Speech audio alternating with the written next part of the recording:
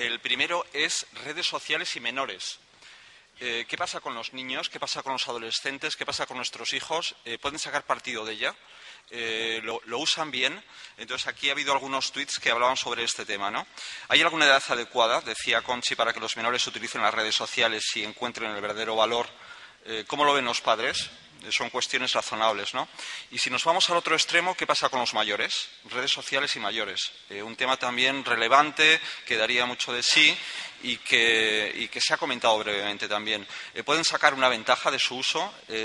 Pueden entretenerse, pueden hacer grupo cuando a lo mejor tienen menos movilidad, etcétera. Ha habido algunos tweets sobre ello, y tanto en Twitter como en la plataforma de Reconversa. Después, los dos temas principales que ya salieron en la mesa anterior y que aquí con Miquel y con otros ponentes pues han comentado pues muchas cosas sobre educación. Yo creo que el tema de educación da para un monográfico para la próxima vez, para hacerlo y para hablar sobre ello. Además, aquí es un lugar excelente, ¿no? Y además relacionado con el tema de las redes sociales. Y hace muy poquito tiempo me comentaba alguien que, vaya, la educación, pensemos en la sanidad, lo que ha cambiado la sanidad en los últimos años, desde que la conocemos nosotros. Hace poquito veíamos en la televisión cómo se implantaban unas piernas a un señor que las había perdido. Se meten cámaras por todo el cuerpo, se monitoriza a distancia, se hacen operaciones por varios cirujanos desde diferentes lugares del mundo.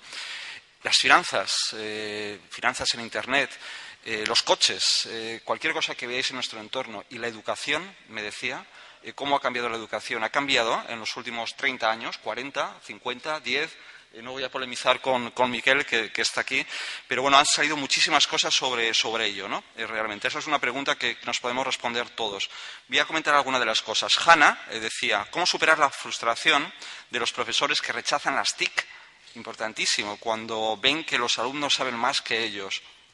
Valeria comentaba durante la intervención de Ferran cómo valorar debidamente las redes sociales si se asocian con pérdida de tiempo y se consideran alejadas del espacio educativo. Aún se enseña y se evalúa al alumno como en el siglo XIX. Posiblemente eso tiene que cambiar. Lourdes decía que el 30% del profesorado no usa las TIC y que otro 30% lo hace ocasionalmente. Respondía Alicia diciendo, ¿y qué pasa con el otro 40%? Posiblemente tenía sus dudas de cómo lo está utilizando. El uso de las redes sociales en el aula se considera en general pérdida de tiempo. Silvia comentaba durante la intervención de Miquel, estudiantes 2.0, saben utilizar de forma smart, de forma inteligente las redes sociales. Conchi comentaba, Conchi hacía hincapié en la importancia de la universidad presencial.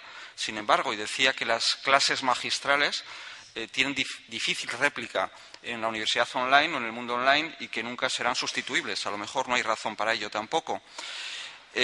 Con bastante eco, diferentes tweets y retweets, etcétera, sobre los estudiantes que usan el ordenador en casa y que obtienen mejores resultados. Nos decía el informe PISA, que nos lo han recordado. Y finalmente Silvia decía, con pocas palabras, y yo creo que merece la pena recordarlo, la educación es como la propia vida, tiene diferentes interpretaciones, pero yo creo que está bien comentarlo, ¿no? Pocas palabras y mucha enjundia. Sobre productividad, era otra de las cosas que comentábamos previamente, y también muchísimas cosas sobre las redes sociales. Contribuyen a la productividad, decíamos, tuiteas o trabajas, ¿no? Pues ahora habría que decir antes, que me lo he saltado, tuiteas o estudias, cuando hablábamos de la educación, ¿no? Tuiteas o estudias. Seguramente que alguien se lo ha dicho a su hijo y si no se lo va a decir. Antes decía Diario Responsable que era un silogismo mal construido. A lo mejor este no es mal construido, en el caso de los niños. Tuiteas o estudias. Volviendo a la productividad, Bárbara comentaba, y ha tenido bastante eco en los tweets por ahí, que Internet mejora en un 10% la productividad de las pymes. Supongo que hay datos detrás fehacientes que lo demuestran y realmente es algo que es un titular. Si es así, y está justificado porque es muy importante, ¿no? Es muy importante. Fernando, a través de Reconversa, la plataforma, comentaba que la productividad está en las personas y hablaba de que las redes sociales pueden fomentar la creatividad y la innovación, algo que estamos buscando siempre. Y después Bárbara nos recordaba algo que es importante y que no hay que olvidar, y es que Internet, ya no solamente las redes sociales, sino que Internet es la mayor plataforma de innovación de la historia. Bien, alguna cosa suelta por ahí y que no quería... Disculpas a los que no he recogido, es imposible, muchísima información muy distribuida, la he tratado de agrupar y, bueno, tampoco se pretende ser exhaustivo, sino contar algunas pinceladas. Están ahí los tweets, yo creo que son recuperables durante cierto tiempo y los podéis echar un vistazo.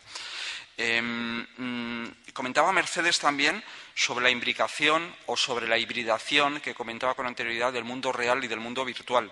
Yo creo que ese es un tema muy interesante y decía, el uso de las redes sociales no tiene que significar sustitución de lo presencial, son cosas complementarias.